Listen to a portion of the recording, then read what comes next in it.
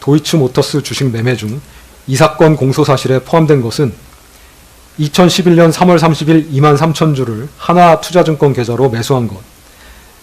2012년 7월 25일경부터 2012년 8월 9일경까지 19,635주를 하나투자증권 계좌로 매수한 것인데, 이러한 하나투자증권 계좌 관련된 매매는 공범으로 기소된 시세 조종 세력에 대한 선행 확정 판결에서 시세 조정에 이용된 계좌로 인정되지 아니하였고, 위 행위들은 피고인이 독자적 판단 하에 매수한 것으로 보일 뿐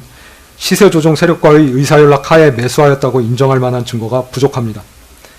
더욱이 위와 같이 매수된 주식은 이 사건 공소사실 기재 기간 중에 매도되지도 아니하였습니다.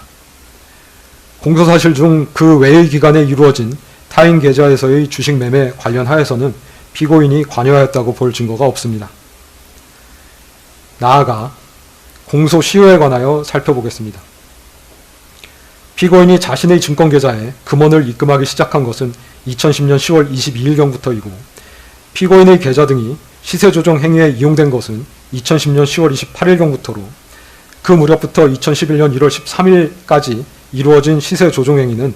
피고인의 계좌 등이 교부되어 1인 매매 형태로 이루어졌고,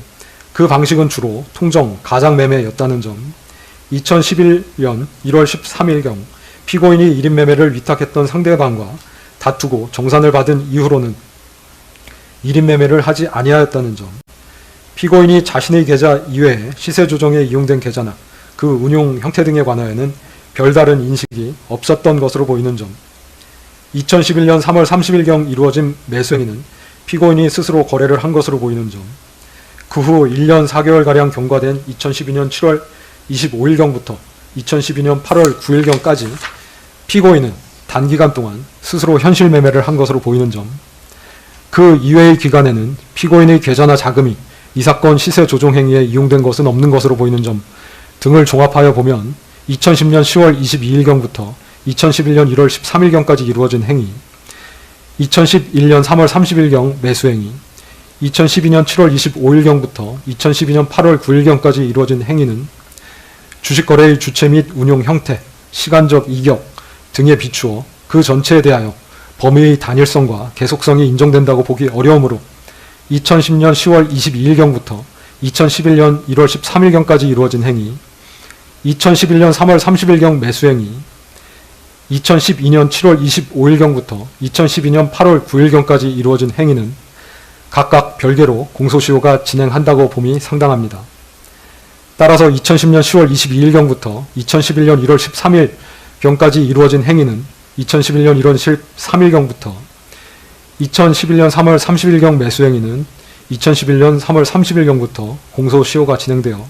각 2021년 1월 13일 및 2021년 3월 30일에 10년의 공소시효가 도과되었다고 보입니다. 그 외에 2012년 7월 25일경부터 2012년 8월 9일경까지 이루어진 행위는 공범으로 기소된 시세 조종 세력에 대한 선행 확정 판결에 의하여 공소시효가 중단되었으므로 공소시효가 완성되지는 아니하였으나 앞서 살핀 것처럼 범죄 증명이 없습니다. 포괄일죄로 기소된 공소사실 중 일부에 대하여는 공소시효가 완성되었고 일부에 대하여는 유죄의 증거가 없을 경우 면소 부분은 이유에서 설명하면 족하고 주문에서는 무죄 표시를 하는 것이 판례이기 때문에 이 부분 공소사실에 관하여는 주문에서 무죄를 선고하기로 합니다.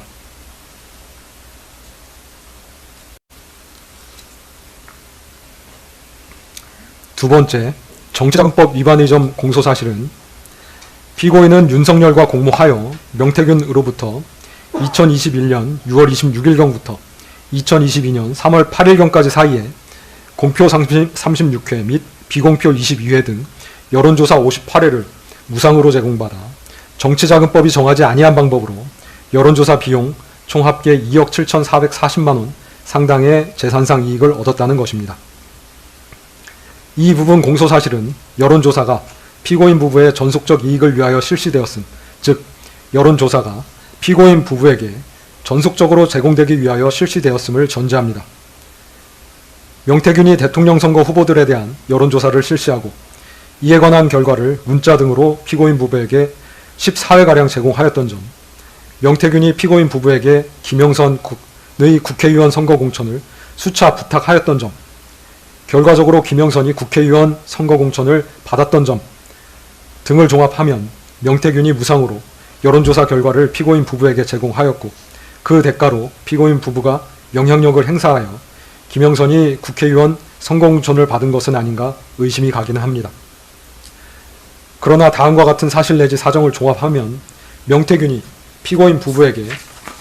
전속적으로 제공하기 위하여 여론조사를 실시한 것이 아니라